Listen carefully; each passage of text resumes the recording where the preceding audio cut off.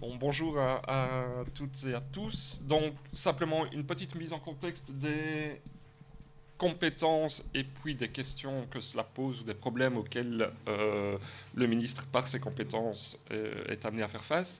Donc, Didier Gauzoin, il est ministre du gouvernement en charge de l'économie et de l'emploi, membre du collège de la COCOM en charge de la santé, des finances, du budget, de la fonction publique et deux, trois autres petites compétences résiduaires comme les relations extérieures et le patrimoine. Et il est également membre du collège de la COCOF pour la formation professionnelle. Alors, bon, pour ceux qui étaient là à la dernière rencontre, les faits n'ont pas beaucoup changé, mais je vais étendre la question puisque les compétences du ministre sont très très larges. Simplement rappeler que tout le monde le sait, mais le paradoxe de la région, c'est d'être une ville riche avec des habitants pauvres. Hein. Tout le monde sait que à la fois Bruxelles produit plus que sa part de PIB national. Elle est un bassin d'emploi énorme de 700 000 emplois, mais malheureusement 350 000 sont uniques, enfin sont destinés sont occupés par des habitants de la région et 350 000 sont occupés par des habitants extérieurs à la région. Euh, et donc, il ne faut pas chercher bien loin les conséquences de cette situation dans une dualisation croissante de la région entre ce que tout le monde expérimente tous les jours en se déplaçant dans la ville, le croissant pauvre qui va d'Anderlecht au bas de Schaerbeek, et puis la région sud-est qui est beaucoup plus riche avec un ensemble de disparités qu'on connaît hein, entre une série de caractéristiques de la population. Alors, si on se focalise un peu plus sur la question des moyens, des revenus des habitants, ben, on est dans la région, on habite dans la région la plus pauvre du pays. Euh, les revenus disponibles par habitant est le plus bas des trois régions du pays. Vous savez tous que les taux de chômage sont très très importants. Ça représente plus de 100 000 personnes au chômage sur la région. 20% de la population, 30% des jeunes de moins de 25 ans, parfois plus dans certains quartiers ou micro-quartiers, on arrive à des taux de 45, voire enfin entre 40 et 45% de jeunes de moins de 25 ans au chômage. Donc c'est évidemment le problème auquel le ministre va devoir faire face.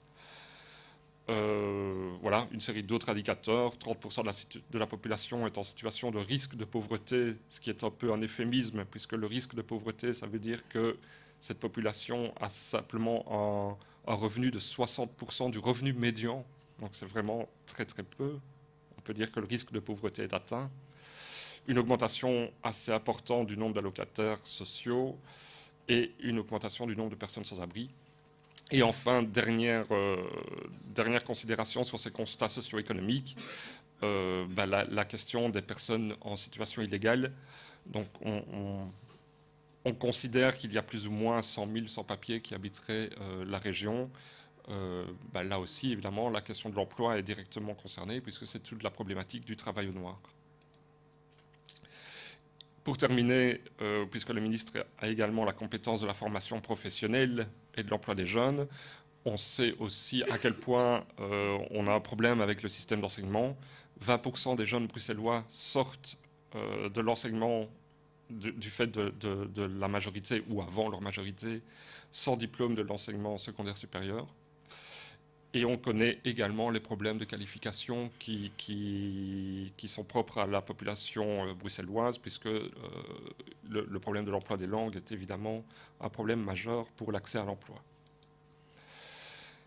Alors, par rapport à tous ces constats, si vous avez lu les projets, les déclarations politiques liées aux dernières élections, vous savez qu'il y a tout un plan de formation qui est mis en place. On peut pointer quelques remarques par rapport à ce plan.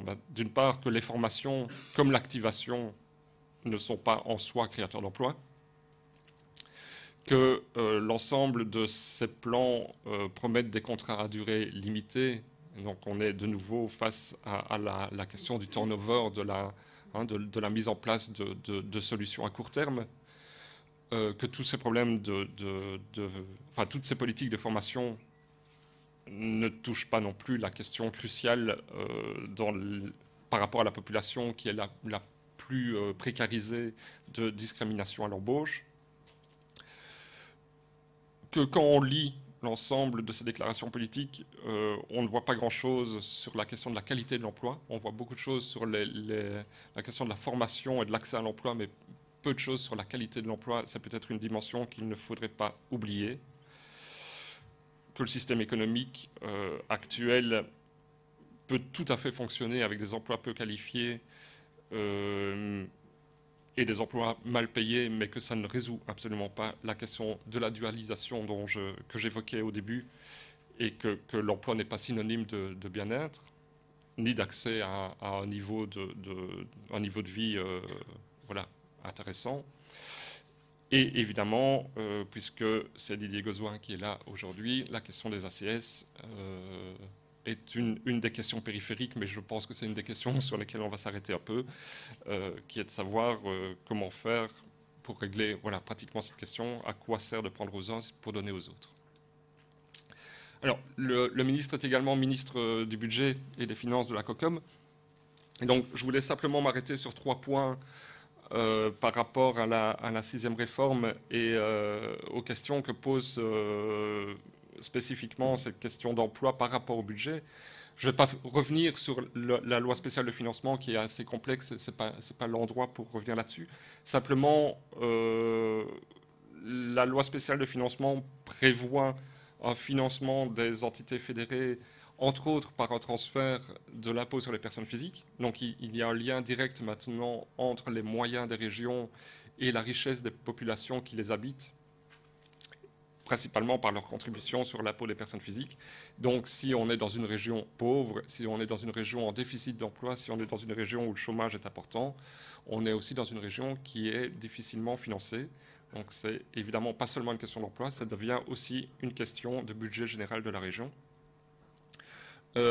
Deuxième remarque, on l'a vu récemment, le mécanisme de transition qui est prévu par la loi spéciale de financement commence à produire ses effets. Hein. On voit la région wallonne est en conclave budgétaire actuellement pour rattraper les millions qu'elle a perdus un peu par un tour de passe-passe. La région bruxelloise est dans la même situation.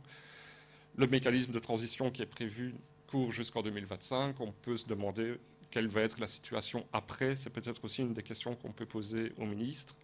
Et enfin, l'inconnu du tax shift. Là non plus, je ne vais pas rentrer dans les détails techniques, mais simplement l'ensemble de l'architecture et des accords qui ont été mis en place avec la 6e réforme reposaient sur une architecture compliquée de transfert des impôts. Si on touche à l'organisation de ces impôts via un tax shift qui, par ailleurs, à mon sens, est intéressant et légitime politiquement, ça pose quand même des questions par rapport à l'avenir du financement de la région. Et là aussi, on pourrait s'interroger sur ce qui va arriver à ce niveau-là. Alors, simplement pour terminer sur l'emploi et la formation, une question générale est la question du niveau de décision. C'est clair que la régionalisation met des barrières, donne des moyens aux différentes régions. On peut se demander si la question de l'emploi en région bruxelloise est bien le niveau adéquat auquel il faut le traiter. En tout cas, ça pose des questions par rapport à l'architecture du pays et par rapport aux moyens que les décideurs politiques ont entre les mains pour résoudre des problèmes qui dépassent les frontières des entités fédérées.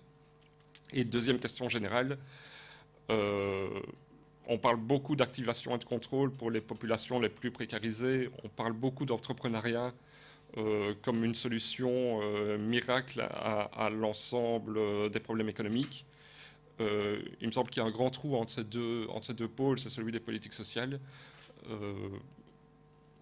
Les politiques d'emploi sont aussi des politiques sociales. Il y a aussi beaucoup de budgets qui partent à l'emploi pour subvenir.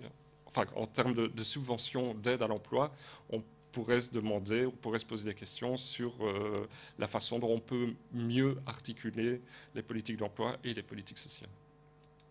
Alors, pour terminer, parce que je n'ai pas beaucoup de temps, puis, enfin, je ne sais pas si le ministre est là, mais pour terminer, les questions de santé, je ne veux pas m'attarder trop là-dessus parce qu'on va rentrer dans le vif du sujet tout de suite, mais c'est clair que la santé en tant que telle, enfin, la santé n'est pas un problème en tant que tel, la santé est aussi un problème social, c'est aussi un indicateur d'inégalité, on le sait bien.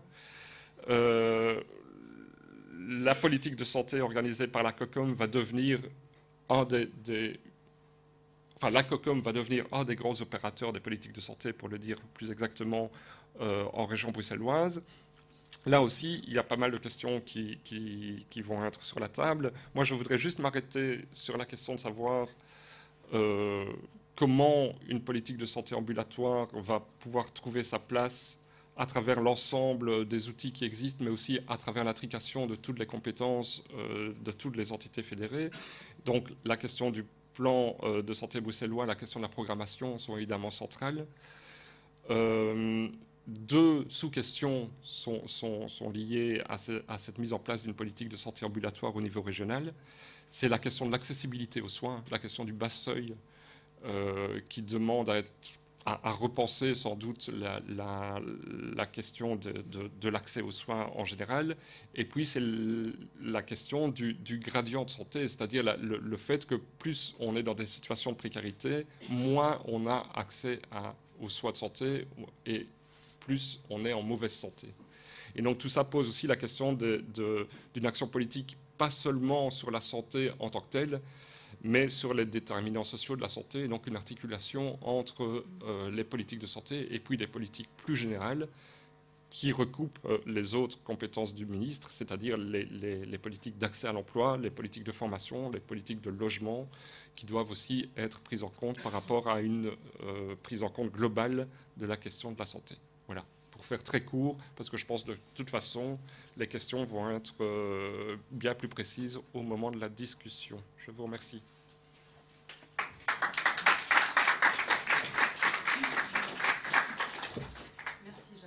Alors, le ministre n'est pas encore arrivé, c'est ça ? Je ne vois rien venir. Bien.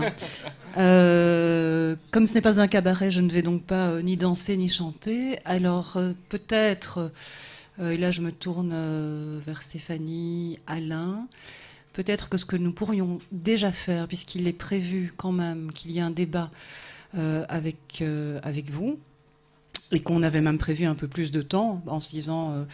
que comme vous étiez nombreux aujourd'hui, ce serait bien que personne ne sorte d'ici frustré n'ayant pas pu poser une question. Tant qu'il n'est pas là, peut-être que ce qu'on peut faire, c'est que déjà, s'il y a déjà des questions que vous avez envie de poser, ben moi j'en prends note. Et comme ça, on avance un peu avant qu'il n'arrive. Il n'y a pourtant pas d'emboute aujourd'hui, mais peut-être qu'il vient à pied. Est-ce qu'on fait ça? Est-ce que je prends déjà note de quelques questions, ce qui fera que dès son arrivée, on le plonge encore un peu plus dans le bain?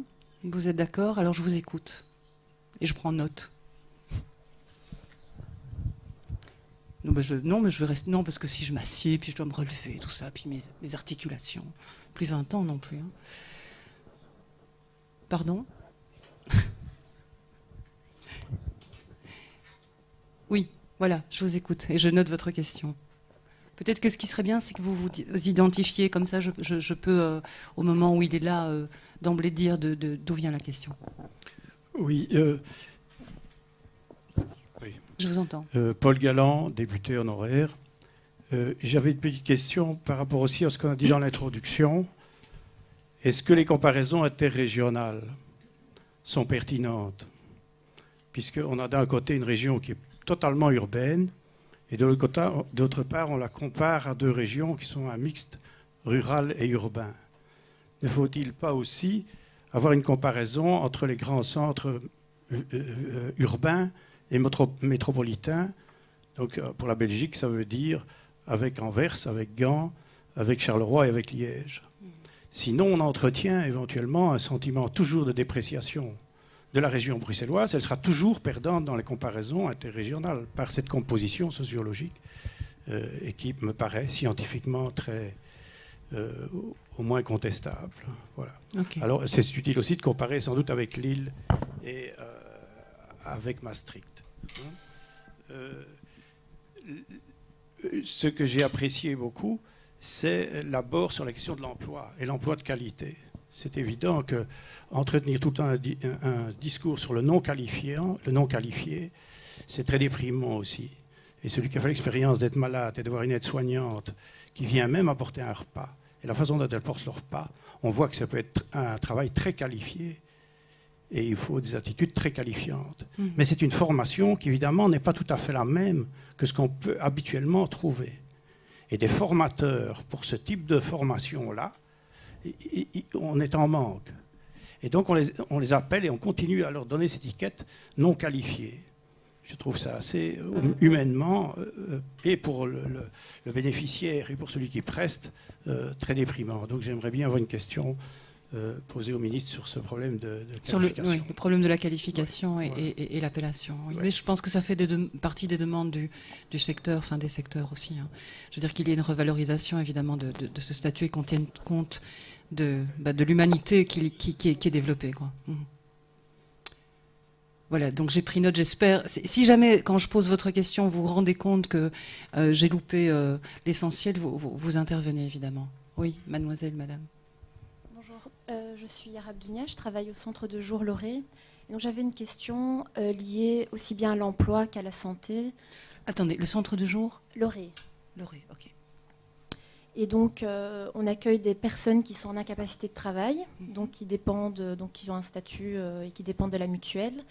Le problème qu'on rencontre, c'est que lorsqu'ils veulent se réinvestir sur le marché de l'emploi, il y a beaucoup de barrières parce que, par exemple, ils n'ont pas accès aux offres d'emploi d'Actiris. Et donc, je voulais savoir si la politique pensait une initiative de réflexion autour de cette possibilité-là, parce qu'ils ne peuvent pas passer d'un statut d'incapacité de travail à demandeur d'emploi si facilement que ça. Il faut savoir que les revenus baissent énormément et que les factures non, et que donc c'est très compliqué de pouvoir s'investir correctement parce qu'il y a beaucoup de barrières. Il y a le problème du statut ACS qui se pose, vu qu'ils sont en incapacité de travail, ils ne peuvent pas avoir ce statut, et plein d'autres choses. Voilà, merci. Ok, merci. Le ministre est là. Monsieur Gozouin, bonjour. Je vous en prie, installez-vous. Alors, pendant que vous vous installez, je vais peut-être demander à Serge Bec aussi de s'installer, puisqu'il va rester à vos côtés. Il fait partie des personnes ressources et il pourra intervenir après vos réponses. Voilà.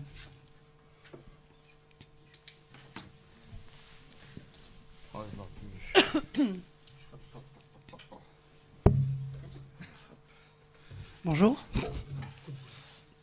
Alors, je propose qu'on entre tout de suite dans le vif du sujet avec les questions qui ont été préparées pour cette rencontre. Merci encore d'être là. Et puis après, il y aura un dialogue, évidemment, avec la salle, avec les gens qui sont là, qui font partie des associations. Nous allons commencer, si vous le voulez bien, mais on vous en avait parlé, par tout ce qui concerne les politiques de la santé. Ça concerne donc la COCOM. Voici la première question qui est remontée de la base, des bases. Elle concerne évidemment la 6e réforme de l'État et les transferts de compétences. Et la question qui revient, c'est est-ce qu'il s'agit ici d'une opportunité pour repenser Bruxelles, notamment via une programmation des services collectifs qui tiendrait compte de tout ce qui existe, plutôt que de continuer à laisser chaque commission communautaire travailler sa propre programmation. Quelles sont vos intentions, Monsieur Gozouin?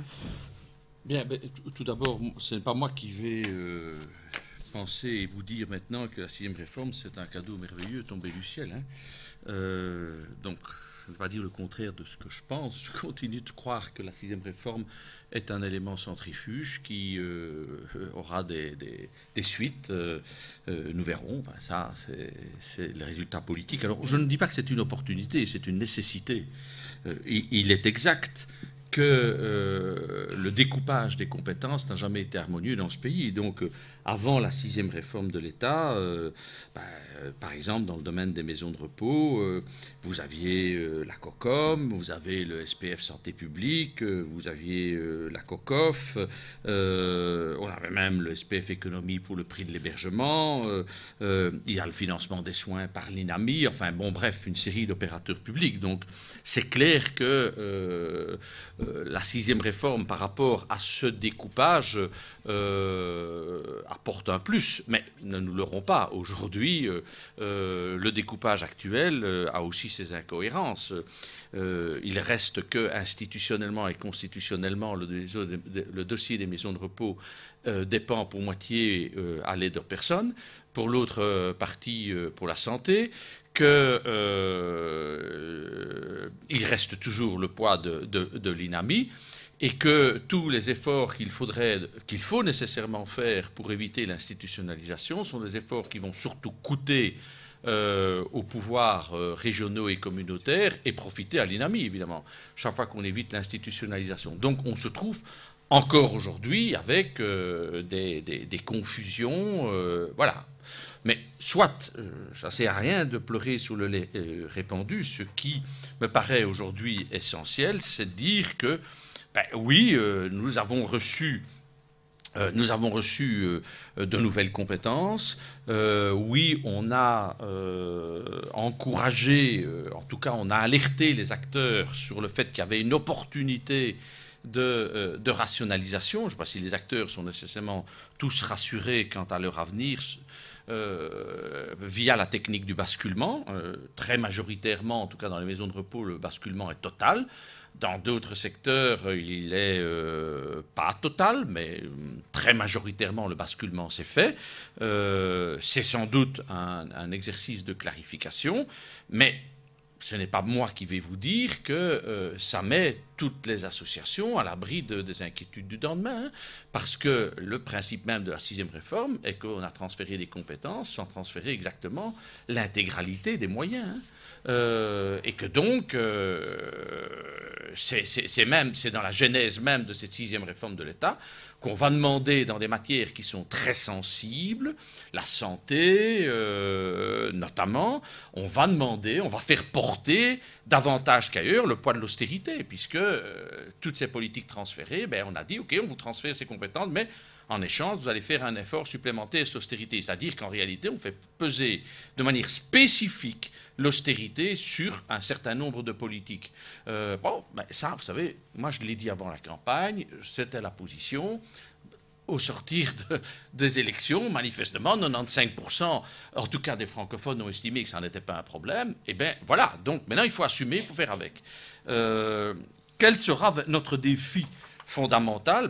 Précisément, c'est que dorénavant, c'est nous qui allons financer le coût, par exemple, de l'institutionnalisation, MRS, et donc on va devoir travailler à l'encouragement de méthodes alternatives pour éviter, je dirais, les schémas les plus coûteux.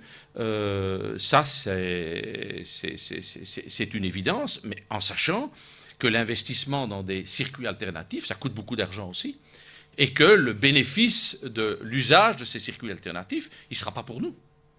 Chaque fois qu'une personne n'ira pas en maison de repos et en maison de repos de soins, OK, ça nous coûtera moins cher, mais nous ne faisons pas d'illusions. Avec l'évolution du vieillissement, le nombre de places d'accueil qui sont actuellement disponibles sont telles que on arrivera vite à la saturation dans les années 2020. Et donc, à budget constant, on va de toute façon avoir un problème dans la reconversion de l'IMR en MRS.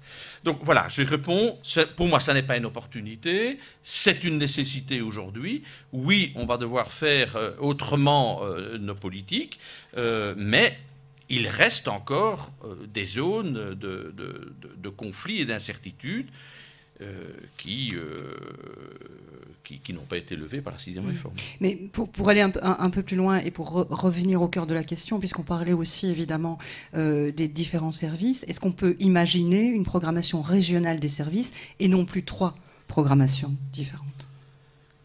Ben, vous n'empêcherez jamais, enfin, quand vous dites 3, citez-moi COCOF et COCOM, et puis le troisième, c'est VGC. Oui, ça vous n'empêcherez jamais, enfin, pour le peu que vous empêcherez, je ne peux pas vous dire ça. Je ne peux pas vous dire parce qu'institutionnellement, ce sont des organismes qui ont leur vie propre. Et donc, je ne peux pas vous dire ça. Pourquoi? Mais parce que, d'une part, les modes de financement de ces institutions sont totalement différents.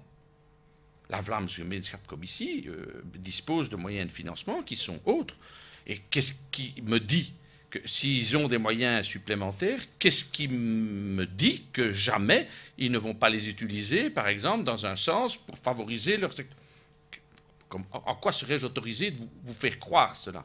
De même, la COCOM a plus de possibilités. C'est ça quand même qu'on a encouragé le basculement.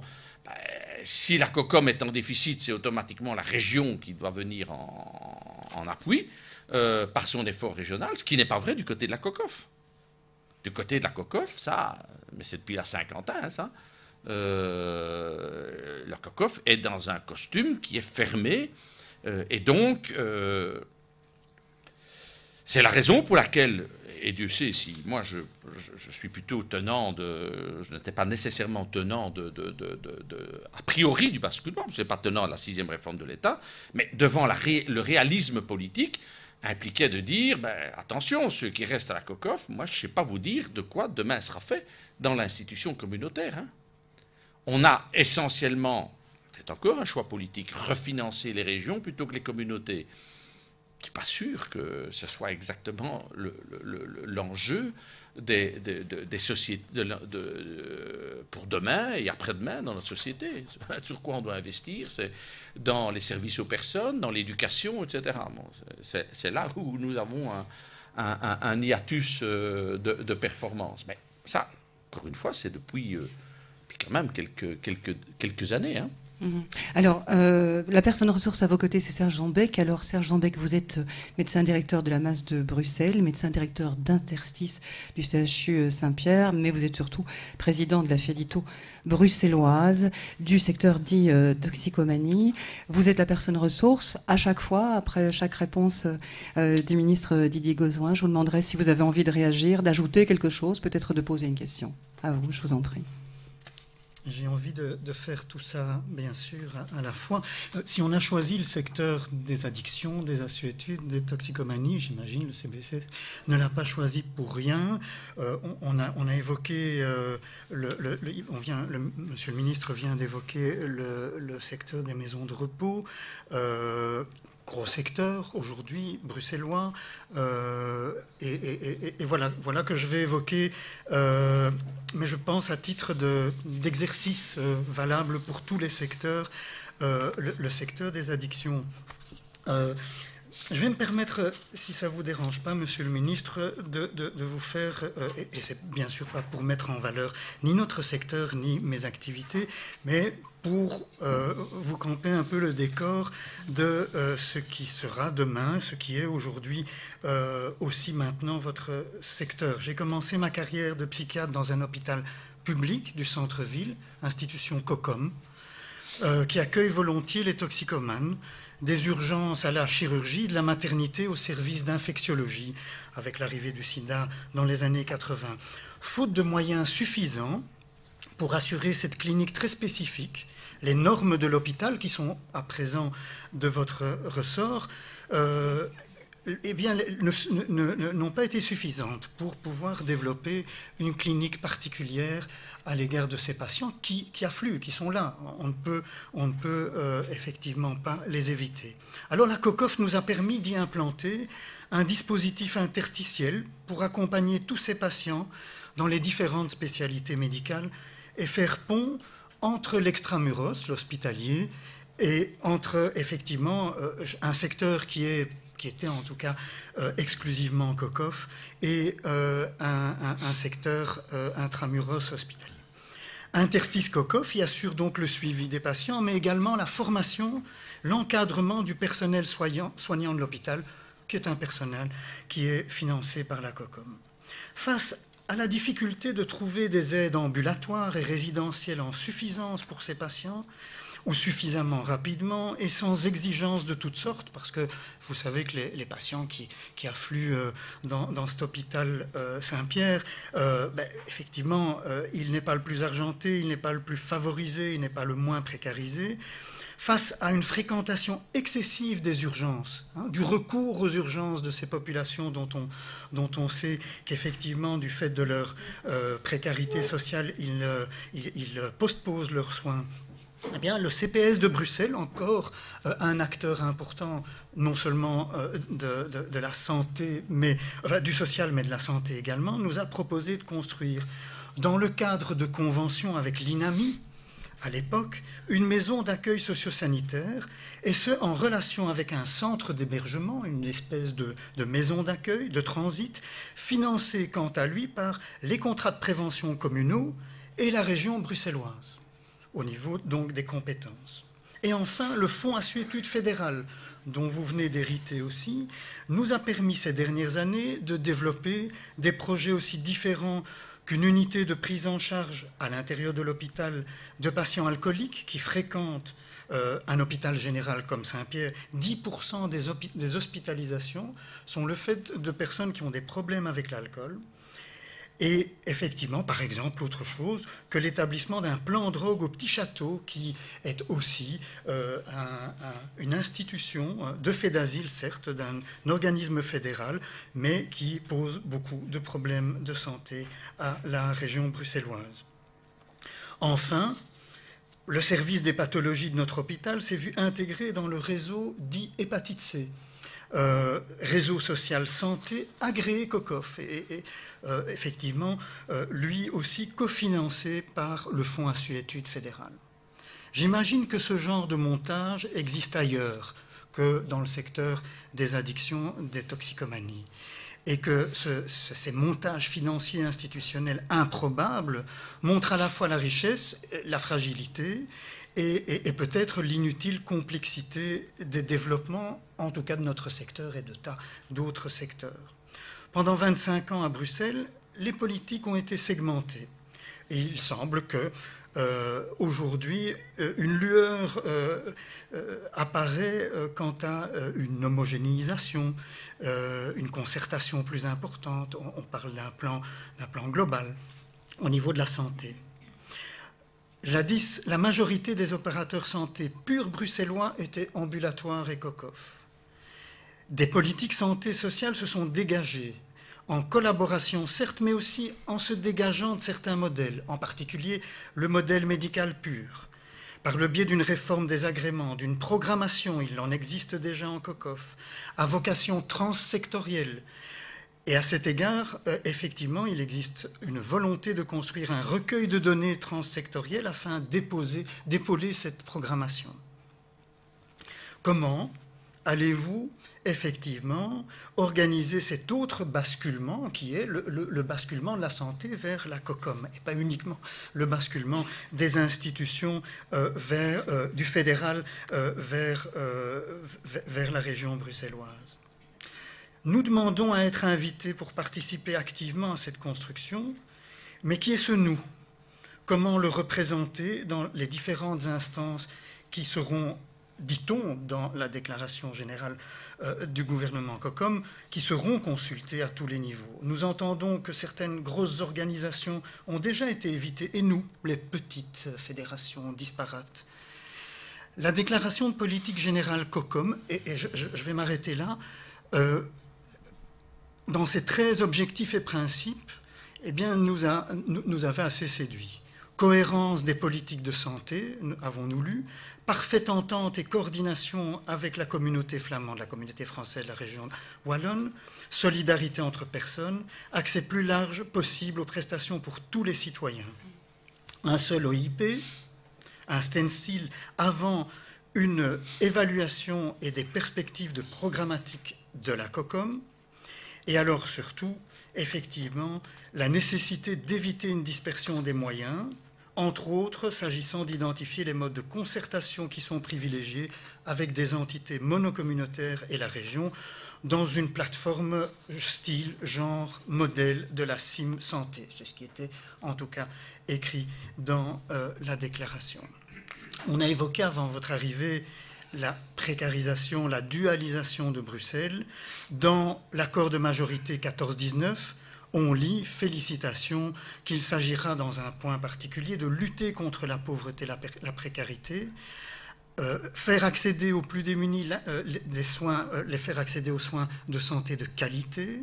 On évoque effectivement la problématique de l'accès des plus démunis. Lors de la première rencontre Irisée, on parle de 100 000 citoyens bruxellois hors assurance. Donc ça pose une question concernant le mode de financement. Et donc, effectivement, on parle aussi de la revalorisation de la première ligne et de dissuader des consultations hospitalières indues. Et alors, une question que je vais vous poser en premier. L'Observatoire de la santé et du social est évoqué comme étant l'opérateur qui va fournir aux politiques des statistiques sur lesquelles adosser ses choix et ses priorités. Qu'est-ce qu'il en est, par exemple, effectivement, à la fois de ce qui existe déjà en COCOF et au niveau de l'Observatoire de la santé, tous les travaux qui ont déjà été commandités par les pouvoirs exécutifs bruxellois jadis, comment vont-ils être intégrés dans le plan santé d'une part et dans les choix que le futur OIP va devoir faire? C'est un peu mélangé, j'en suis désolé. Il y a beaucoup de questions, me semble-t-il, oui. Pour une seule question, hein, Sergent Beck, oui. Ou pour une interpellation. Monsieur Gauzoin. Bon, oui, parce que pour une partie des questions, c'est la deuxième question que vous allez me poser. Mais bon, oui, finissons donc, voilà. peut-être le premier sujet. D'abord, il n'y a pas de basculement de la santé vers la COCOM. Ça, ce n'est pas exact. La COCOF, et même de manière, c'est vrai, de faible intensité, la communauté française est encore détentrice de ses compétences. J'aurais dû dire le poids. Oui, le poids, parce qu'il y a effectivement des transferts financiers importants, parce que rien que la problématique des maisons de repos, ici je me suis attaché à cela, c'est parce que si on ne résout pas ce problème-là, je veux dire, soyons clairs, on va se trouver devant des obstacles financiers considérables et ça va nécessairement avoir des effets sur les autres secteurs, hein, qui sont peut-être moins budgétivores. Mais, donc c'est notre gros défi.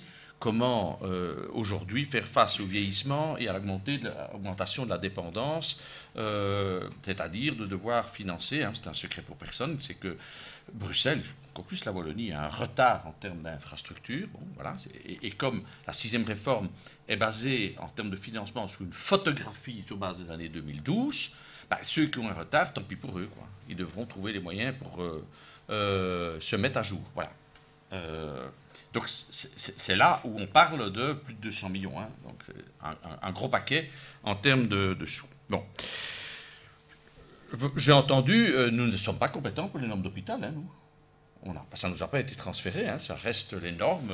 D'ailleurs, Madame Debloc est en train de présenter un vaste programme pour revoir les normes d'encadrement, de financement, etc. Ça reste au niveau fédéral.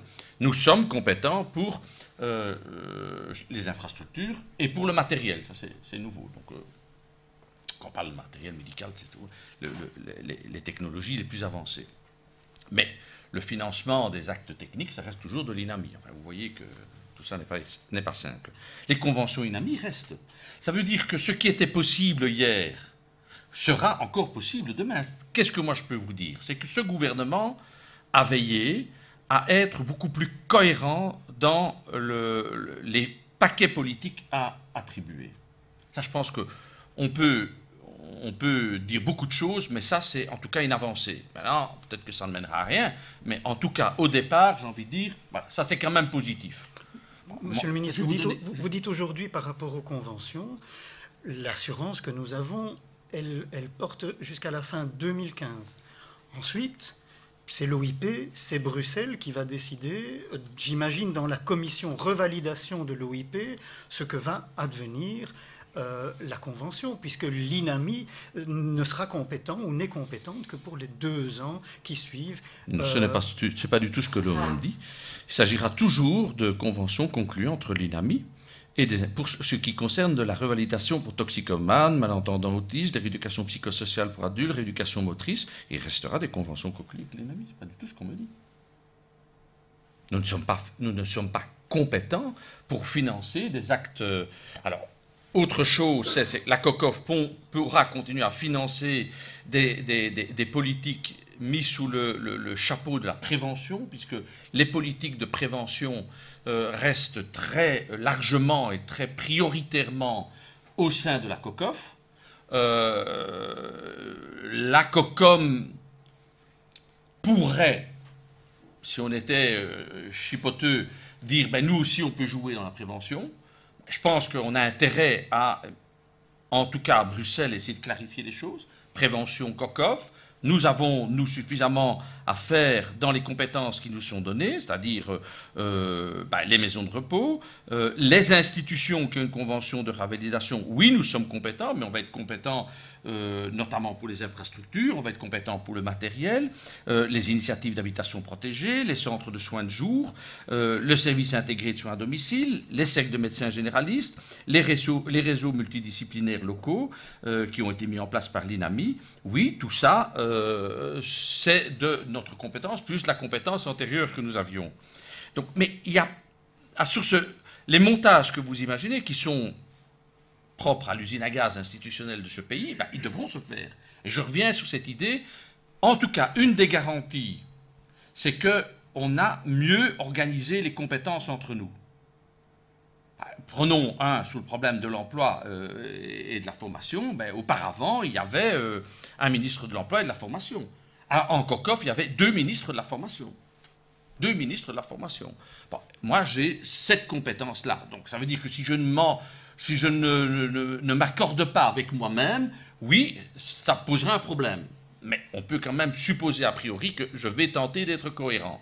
En matière de santé, c'est ma formation politique qui a, sur le plan COCOM et COCOF, eu cette compétence. Alors, c'est Cécile Jodogne et c'est moi-même. Donc, on a veillé à essayer de garder, que ce soit politiquement, une cohérence dans les politiques. Alors, évidemment, si maintenant, si moi je ne suis pas cohérent, c'est un gros problème. Si ma formation politique n'est pas cohérente, c'est un gros problème aussi. Donc, nous avons une obligation de résultat par rapport à cette cohérence nouvelle qui a été créée, précisément pour rencontrer ce que nous, en tout cas moi personnellement, dans mon exigence politique, c'est que j'ai toujours eu la lecture que, le système institutionnel sera toujours compliqué à Bruxelles, toujours difficile, mais qu'il ne faudrait pas que les Bruxellois en rajoutent dans la complexité. Ce qui était, à mon sens, le cas, où on avait des ministres de la santé qui étaient santé d'un côté et d'autres personnes de l'autre, selon la casquette qu'ils avaient. Enfin, tout ça n'avait aucune cohérence. Aujourd'hui, on a la cohérence. C'est vrai pour la formation politique, c'est vrai pour les formations politiques des autres partis de la majorité. Donc là, j'ai envie de vous dire, c'est une garantie d'avancer. Alors la deuxième question, c'est celle que vous me posez, en fait, que vous devez me poser, quid du plan santé bruxellois.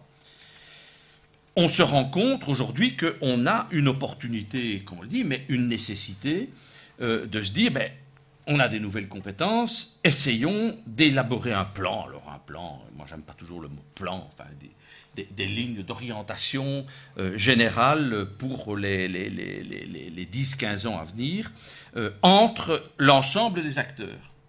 Nous allons inviter la méthodologie du plan santé bruxellois a été arrêtée par le gouvernement. Et donc, oui, je n'ai encore pas rencontré formellement tous les acteurs, mais ça fait partie de la méthodologie arrêtée par le gouvernement. Il va y avoir une série de groupes de travail, je n'ai pas ici le nombre, mais vous pouvez sans problème contacter Madame Nathalie Noël, qui est ma directrice de cabinet adjoint qui a en charge cette compétence, qui vous dira il va y avoir un groupe de travail par thématique, par sous-thématique, et tous les acteurs seront invités. COCOM et COCOF. COCOM, COCOF, et nous allons inviter Communauté française, et nous allons inviter TVGC. Je vais exactement suivre la même logique que ce que je fais au niveau de l'emploi et de la formation, où on a fait une task force, où on réunit la communauté française et la communauté flamande. Maintenant, je ne peux pas vous garantir qu'ils viendront, et je ne peux pas vous garantir qu'ils entreront dans notre schéma. Mais a fortiori, si on ne les invite pas au départ, ils ne viendront jamais. Donc oui, il y aura une démarche où on va inviter le fédéral aussi, hein. On va inviter le fédéral, et on a d'ailleurs eu une première réunion, conférence interministérielle de la santé. Je signale qu'à part les conférences interministérielles sur les finances, mais on ne peut pas dire que manifestement ça soit très harmonieux entre région et État fédéral sur le plan financier et budgétaire, nous avons réuni une première conférence interministérielle santé où on a fait aboutir à peu près une dizaine ou une douzaine de points sur lesquels on a pu aboutir. On n'a pas pu aboutir sur tout. Donc oui, les objectifs fondamentaux, ce sera quoi ?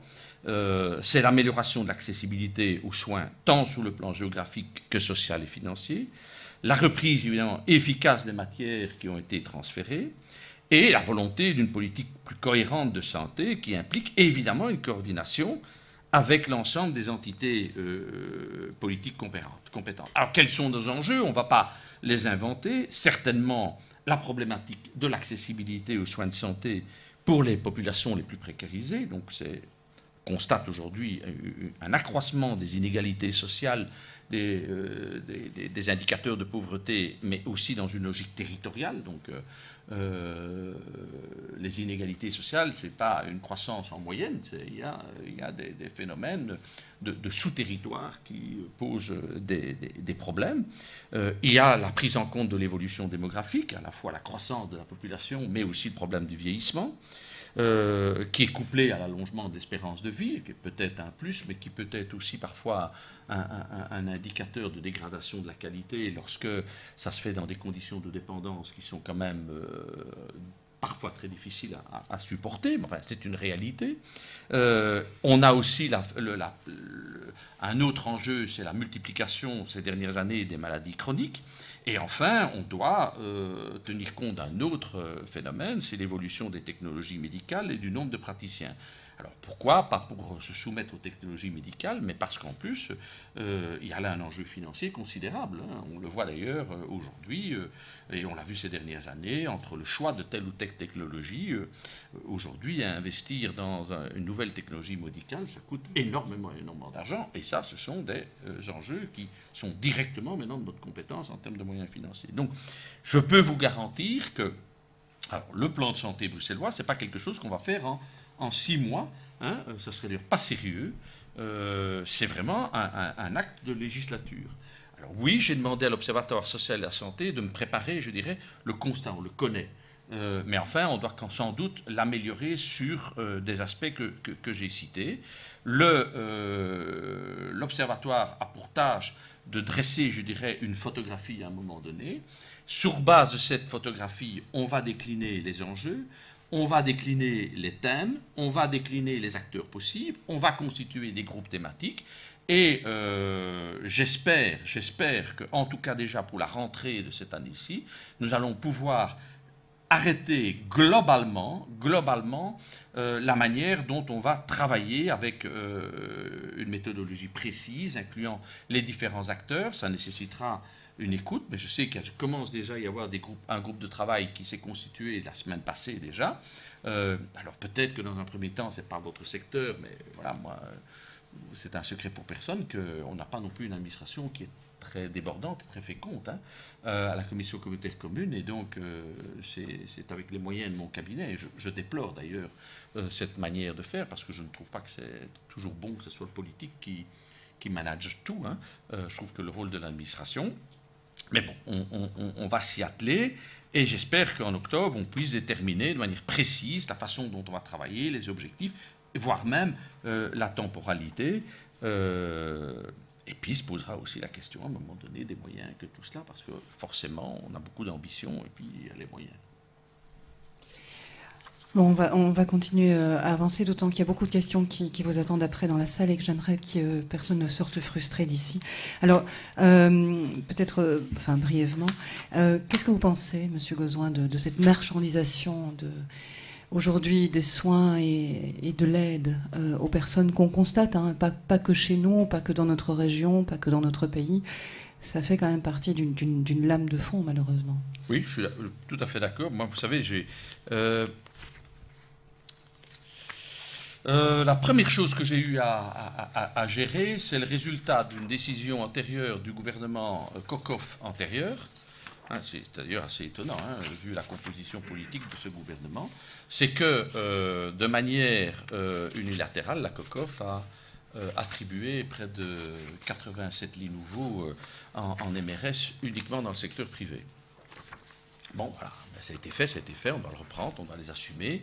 Je constate effectivement que le risque de la marchandisation. J'ai été très clair dans une interpellation, et vous faites très rapidement référence au traité TISA.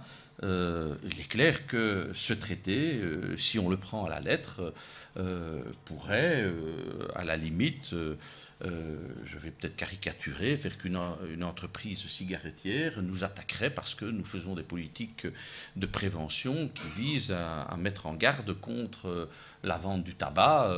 Et donc, il y a là aujourd'hui un saut qualitatif qui est inacceptable pour moi. Il n'est pas question de mettre la santé publique comme un bien marchand. Même si je ne suis pas naïf, qu'il y a dans le secteur de l'aide de soins, de l'aide aux personnes, il y a un volet marchandisation, mais notre mission n'est pas de développer ou d'encourager cette dynamique-là. Donc moi, je ne serai jamais partisan d'une espèce de libre-échange total qui considère que tout peut être assimilé à de la marchandise. Oui, mais il n'y a pas que le secteur des maisons de repos ou de retraite. Il y a aussi, on voit aujourd'hui se développer des aides à domicile, soit via des sociétés. J'ai entendu ça tout dernièrement sur la RTBF, une société qui se lançait là-dedans et qui, pour 1000 ou 1500 euros par mois, prenait en charge quasiment toute la vie de la personne qui pouvait se le permettre en restant chez elle. Il y a aussi des gens qui trouvent des solutions plus ou moins intermédiaires, qui font qu'ils payent au salaire minimum des gens qui sont censés s'occuper d'eux, mais quel regard est-ce qu'on peut avoir là-dessus, quel contrôle aussi? Est-ce que ces gens sont habilités à s'occuper de ces personnes? Est-ce qu'ils ont reçu une formation? Est-ce que ces sociétés seront contrôlées par qui que ce soit? Donc, je vous l'ai dit, quand je vous dis la marchandisation, c'est de manière générale. Je vous ai donné un exemple sur les maisons de repos, il en est d'autres. Bien évidemment. Maintenant, la pratique de l'acte médical reste une pratique qui est réglementée. Vous n'empêcherez évidemment jamais une infirmière diplômée ou un consortium d'infirmières diplômées de se dire moi, je vais m'adresser à la niche la plus huppée, la plus financièrement aisée de Bruxelles et leur prodiguer aussi. Ça, je ne vois pas comment je pourrais empêcher ça. Bien entendu, pour pratiquer l'acte médical, il faut avoir une qualification. En ce qui concerne l'aide à domicile, ça c'est un peu plus subtil. Il y a là tout un volant. Vous savez, c'est le débat autour. Faut-il, par exemple, élargir la notion de titre-service, hein, oui, comment, à quel secteur, etc. Moi, je suis encore très prudent. Je dis simplement qu'il n'y aura, en tout cas, pas d'intervention du public dans des structures qui ont une finalité commerciale. Mais je n'ai pas la compétence et la région n'a pas la compétence de réglementer jusqu'au dernier carat le monde médical.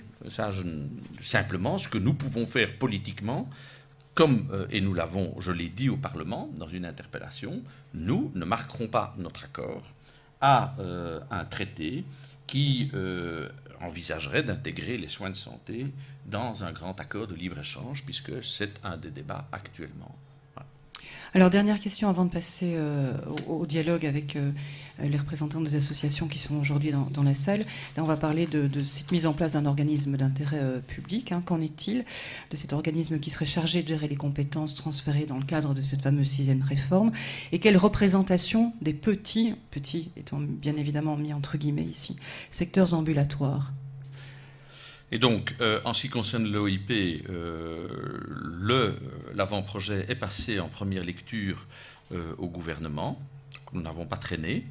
Vous savez qu'à partir de là, il y a tout un processus qui est en cours, Conseil d'État et autres. C'est donc, quand on doit élaborer un texte, il y a ce qu'on appelle 3 lectures au gouvernement. Une première lecture, Conseil d'État, on repasse en deuxième lecture, éventuellement on a encore d'autres concertations avec les secteurs. Avant d'aller devant le secteur, on a quand même intérêt à avoir un texte qui tient la route sur le plan juridique. Et puis alors, on a encore donc, le deuxième, on n'en est pas encore là, on n'a pas encore le retour du Conseil d'État. L'objectif, c'est que cette OIP soit mis en place pour la fin de l'année. Alors, sur quel schéma? On va créer en fait un INAMI-bis dans lequel il y a, encore une fois, je n'ai plus de mémoire les différentes sections, mais dans ces commissions, plutôt, c'est des commissions, dans ces commissions seront représentés les secteurs. Mais, comme toujours, moi je vais encore une fois être très clair, croire que dans toutes les commissions on va pouvoir faire des réunions à 60, 70, ça c'est illusoire, parce que là c'est la meilleure manière de n'avoir rien du tout. Il faut aussi qu'à un moment donné le secteur soit organisé pour qu'on ait des personnes qui soient représentatives. J'ai exactement le même problème au niveau de l'emploi et de la formation. Je peux vous dire que ce n'est pas toujours facile d'avoir une entente entre les organismes patronaux parce qu'ils se disputent entre eux le bout de gras. Mais une des solutions, ce serait d'élargir sans cesse la représentation. Je crois que ça, c'est contraire à l'efficacité. Donc, on n'en est pas encore là. On sera attentif à ce que, évidemment, cette OIP intègre les fédérations représentatives des secteurs dont on traite les matières. Mais vous dire exactement au dernier cara qui, quoique, ça, je ne sais pas vous faire maintenant. Alors, avant de passer aux questions dans la salle, Serge Zombec, brièvement, une réaction à ce qui vient d'être dit? Une toute petite par rapport à l'OIP, effectivement, on a pu lire, c'est quasi de notoriété publique, un certain nombre de propositions de commissions, de sections, Monsieur le Ministre, en ce qui concerne notre minuscule secteur qui est le secteur drogue, hein, on peut l'appeler comme ça aussi. Nous nous retrouvons certainement dans 3 commissions. Alors là, il faudra probablement aussi travailler, j'imagine que vous allez œuvrer dans ce sens pour que ce qui est en tout cas désiré, à savoir la mise en place d'une politique cohérente, ne soit pas organisé, puisqu'il s'agit d'un OIP, organisé par une structure qui va de nouveau éparpiller, puisque, par exemple, il y aurait une commission prévention première ligne et prévention assuétude, une commission faite pour cela, une commission santé mentale, et puis encore une commission avec la revalidation. Nous ne sommes peut-être pas tout à fait d'accord sur la lecture des transferts de la revalidation, mais en tout cas, il y a très clairement une commission mobilité fonctionnelle et revalidation. Des conventions avec l'INAMI arrivent dans le giron de la COCOM. Et voilà, 3 commissions qui devront, pour notre secteur, d'une manière ou d'une autre, se coordonner. Et là encore, je pense que on a dû d'abord faire les grandes, je dirais les grands partages, mais là, on ne s'y retrouve pas. Comment est-ce qu'on va pouvoir effectivement s'y retrouver Oui, j'aimerais vraiment qu'on écoute la salle aussi. Je vous en prie. Voilà, alors, avant que vous n'arriviez, Oui. on s'était dit qu'on allait un peu dégrossir. Donc, il y avait déjà eu 2 questions, mais je propose que si elles sont toujours pertinentes, si vous n'avez pas eu en substance vos réponses, il y avait Paul Galland qui voulait vous poser une question. Je ne sais pas si on vous entend. Vous avez le micro. En fait, Alors, si c'est lié à l'emploi, on peut peut-être attendre le deuxième débat. À l'emploi, mais on peut attendre le deuxième débat. Ok, voilà. Et il y avait aussi une autre question, et là on est dans le sujet, c'est Arabe Dania qui fait partie du centre de jour Loré Arabe. Oui, bonjour. Donc c'est un centre qui traite les problématiques de dépendance, alcool, drogue et médicaments. Et donc on est face à une question vraiment de l'ordre du terrain, et c'était pour savoir si à un moment donné vous allez réfléchir au lien entre la santé et l'emploi pour les personnes qui sont dans un statut d'incapacité de travail, qui dépendent de la mutuelle et qui n'ont pas accès, par exemple, aux offres d'emploi d'Actiris, tout simplement parce qu'ils ne sont pas demandeurs d'emploi. Nous sommes, nous, obligés de réfléchir de manière interne à des moyens stratégiques pour pouvoir les réinsérer, les aider à se réinvestir sur le marché de l'emploi. Et donc c'est super compliqué. Et voilà, est-ce qu'il y aura à un moment donné une réflexion autour des personnes liées à la santé qui veulent retrouver un emploi sans pour autant passer par la case demandeur d'emploi, puisqu'il y a perte de revenus, voire pas du tout de revenus. Voilà. Mais j'essaye de comprendre. Moi, je ne serai jamais quelqu'un qui a une réponse à tout comme ça, comme une espèce de jukebox. On met une thune et j'ai une réponse. J'essaie de comprendre pourquoi ces personnes ne sont pas demandeurs d'emploi. Quel est leur handicap ? Elles sont invalides. Elles sont en incapacité de travail pour pouvoir se retrouver dans des centres quel comme est les le nôtres. problème que quelqu'un qui soit en incapacité de travail soit aussi demandeur d'emploi ? À un moment donné, lorsqu'ils arrivent à une fin de traitement, et qu'ils ont la capacité, l'espoir de pouvoir se réinvestir dans l'emploi, oui. Eh bien, il y a des barrières et le marché de l'emploi est fermé. Ça, c'est autre chose. Ça, c'est autre chose. Je crois que vous avez deux notions. Mais je suis prêt à réfléchir, c'est autre chose. Mais tout le monde peut être demandeur d'emploi. Tout le monde. Oui, mais dans ce cas... C'est un principe universel. Tout le monde peut être demandeur d'emploi. Dans ce cas, s'ils sont demandeurs d'emploi, ils ne peuvent pas bénéficier de certains traitements et certains soins dans certains centres.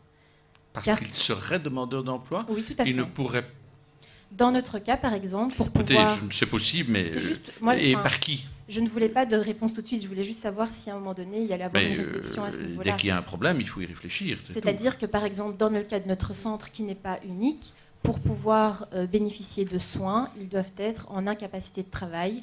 Et donc, s'ils arrivent chez nous en tant que demandeurs d'emploi, ils ne peuvent pas être accompagnés. Donc, ils doivent passer d'un statut demandeur d'emploi à incapacité de travail. Et lorsqu'ils veulent retourner... C'est l'INAMI qui impose ça, alors ? Oui. C'est le système INAMI qui écoutez, on va peut-être pas... Oui, moi, je suis prêt à avoir une note et poser la question à qui de droit, voir où est la difficulté, le blocage. Mais pour moi, tout le monde peut être demandeur d'emploi, même quelqu'un qui a un boulot. Oui, mais oui et non. Oui et non.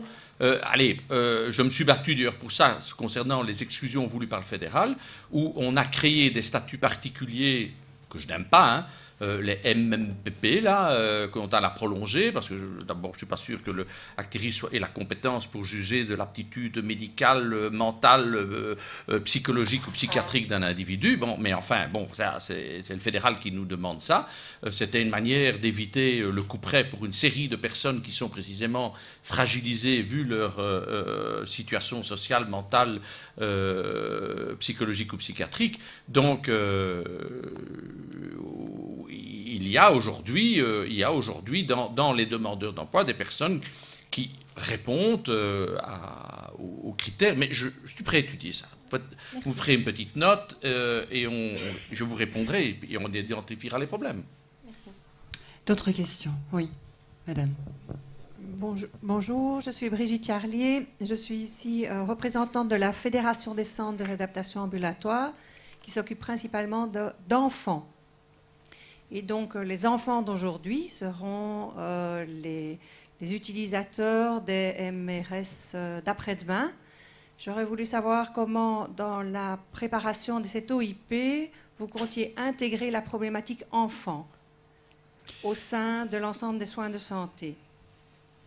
Bon, d'abord, je ne suis pas sûr que nous allons créer des commissions en fonction de toutes les sous-catégories.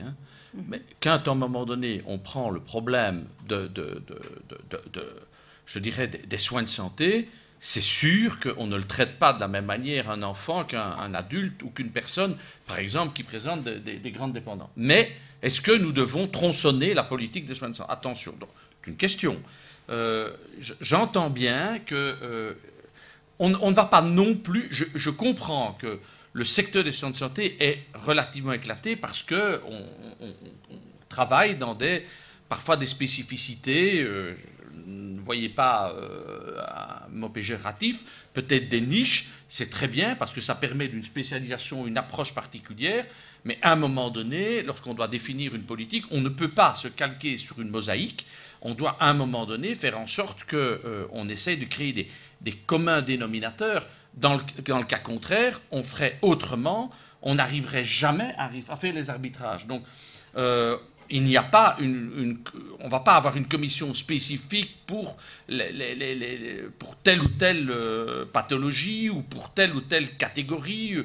On ne va pas commencer à dire on va faire une section spécifique pour les personnes de grande dépendance ou de moyenne dépendance.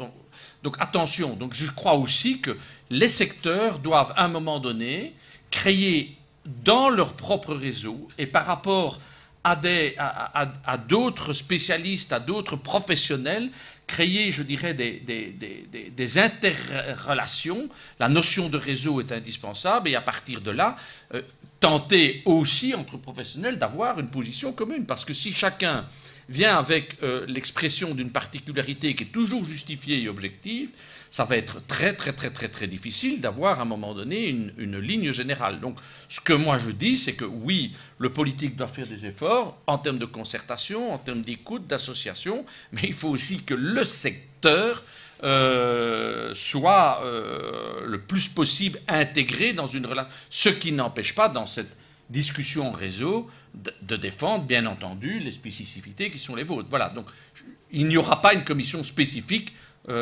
par rapport à la problématique que vous soulevez. Mais ça ne veut pas dire que nous... Au contraire, bien évidemment qu'il faudra l'aborder. Une autre question, monsieur.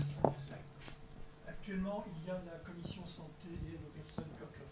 Il y a son alter ego à la COCOM. Que deviendront ces commissions par rapport à l'OIP? Il y aura-t-il une intégration? Non, mais ça, ce sont des commissions parlementaires. Hein. Ça, les commissions parlementaires restent dans l'État, au niveau du Parlement. C'est tout à fait... On est dans un autre registre. On est dans le registre du contrôle parlementaire. L'OIP, c'est dans le registre de l'exécution des politiques. Donc on est dans le registre de l'exécutif du gouvernement. Les commissions seront toujours bel et bien là. Pas de souci. Une autre intervention, question? Oui? Non? Ah, je pensais que tu voulais poser une question, Stéphanie. Ici, madame. Oui. Christine Venesson de l'AMA, la Fédération des maisons d'accueil des services d'aide aux sans-abri. Le public sans-abri est par définition un public extrêmement précarisé, pour lequel l'accès aux soins de santé est particulièrement compliqué. Vous parlez de mise en réseau ou en tout cas d'inventivité dans les secteurs. Je n'ai pas noté précisément la phrase que vous venez de dire, mais je pense que depuis longtemps, notre secteur essaye de faire des liens avec le secteur de la santé. Malheureusement, ce secteur est saturé, les maisons médicales sont saturées, les services de santé mentale sont saturés, les hôpitaux sont saturés, l'aide ambulatoire ou l'aide médicale urgente est de plus en plus mise à mal. Et donc, comment est-ce que vous, ministre de la Santé à Bruxelles, allez pouvoir prendre à bras-le-corps cette problématique pour un public spécifique, sachant qu'il y a un plan santé à Bruxelles qui est en cours et que je sais qu'il y a un point spécifique pour ce public, en tout cas le public précaire qui est mis en œuvre. Et alors une deuxième question, on a des projets innovants dans notre secteur qui s'appellent notamment le Housing First, qui touche aussi à la thématique toxicomanie et santé mentale. Pour le moment, ce sont les ministres de l'aide aux personnes qui prennent en charge ces projets-là. Or, il me semble qu'en tant que ministre de la Santé, vous auriez sans doute une part de responsabilité vis-à-vis de ces projets-là. Et donc, comment est-ce qu'on peut articuler la santé et l'aide aux personnes? Merci. Bon. Alors, d'abord, lorsque j'ai quitté mes fonctions en 2004 et un peu avant, je m'étais battu pour mettre en place les assises du social et de la santé. Ça n'a pas été simple, vous savez. Je le dis et je le regrette, ce filon a été insuffisamment exploité. C'est un euphémisme quand je dis ça. Et je pense qu'on a perdu beaucoup de temps. Il est évident qu'on se trouve très vite dans l'aide aux personnes, santé, aide aux personnes. Encore une fois, ce sont des distinguos institutionnels auxquels je ne peux pas toucher, sauf à réclamer une 7e réforme de l'État. Je ne suis déjà pas satisfait de la 6e, donc je ne vais pas me précipiter pour aller vers une 7e. Donc, entre nous, nous devons remettre sur rail ces assises du social et de la santé et faire en sorte que les acteurs du social et de la santé se parlent davantage et élaborent ensemble des stratégies, de façon à ce que les politiques soient entraînés, c'était en tout cas ça l'optique lorsque j'ai créé les assises sociales de la santé, à ce que les politiques soient entraînés, encouragés, poussés dans le dos s'il le faut, à précisément avoir une lecture qui est une lecture transversale. Dans le plan santé, nous ferons cela. Nous associerons les ministres de l'aide aux personnes. Je vous ai parlé de l'accessibilité aux soins de santé pour les populations les plus précarisées. Ben, voilà. Incontestablement, les sans-abri sont dans cette catégorie. Je parle aussi de l'accessibilité, l'accès aux soins de santé sur le plan géographique, sur le plan sous-territorial, territorial. C'est aussi une réalité. La réalité des sans-abri n'est pas uniforme et homogène sur tout le territoire communal. Il y a des actions spécifiques à mener dans des communes, dans des quartiers, dans des sous-quartiers de communes, etc. etc. Donc, oui, le plan santé va intégrer les ministres de l'aide aux personnes. Mais moi, je plaide, évidemment, pour que, et j'aimerais beaucoup que le secteur, d'ailleurs, le revendique haut et fort, parce que pas toujours évident non plus. Hein. Vous savez, quand j'ai mis en place les assises sociales et de santé, Monsieur Galland s'en souviendra à ce moment-là, ça n'a pas été évident à la fois en interne sur le plan politique, parce que les politiques, ils aiment bien leur chasse gardée, mais je vais être aussi honnête, ça n'a pas été évident non plus dans le secteur lui-même, hein, dans les secteurs eux-mêmes, hein, où c'est pas toujours facile. Donc ça, je crois qu'il y a un double effort à faire. Il faut aussi que les secteurs acceptent de se dire, ben voilà, moi j'ai une expertise, mais à un moment donné, mon expertise doit pouvoir être partagée à un autre niveau par peut-être d'autres associations et travailler, je dirais, en chaîne plutôt que un petit peu chacun dans son coin. Alors, je ne dis pas non plus que c'est aussi fragmenté. Hein. Il y a quand même beaucoup de choses qui se sont faites et beaucoup d'améliorations qui se sont faites. Hein. Rien que d'avoir créé l'Observatoire social de la santé, ça nous donne déjà une photographie qui met en interaction les problèmes.